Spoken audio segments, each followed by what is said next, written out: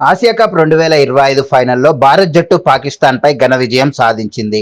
కానీ ఈ విజయం వెనుక ఓ పెద్ద వివాదం చోటు చేసుకుంది.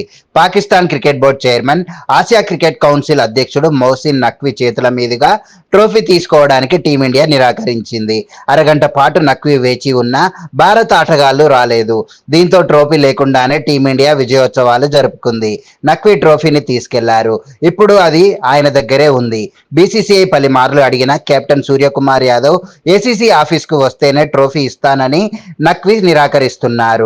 ఈ వివాదానికి కారణం జమ్మూ కాశ్మీర్లోని పహల్గాంలో జరిగిన ఉగ్రదాడి. పాకిస్తాన్ ఉగ్రవాదుల దాడిలో 26 మంది మృతి చెందారు. దీనికి ప్రతీకారంగా భారత్ ఆపరేషన్ సింధూర్తో స్పందించింది.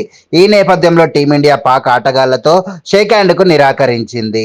టాస్ సమయంలో పాక్ కెప్టెన్ సల్మాన్ అగాతో ఫోటో తీసుకోవడానికి, షేక్ హ్యాండ్ ఇవ్వడానికి భారత్ జట్టు ముందుకు రాలేదు. మ్యాచ్ గెలిచిన తర్వాత కూడా షేక్ హ్యాండ్ ఇవ్వకపోవడం వివాదాస్పదమైంది.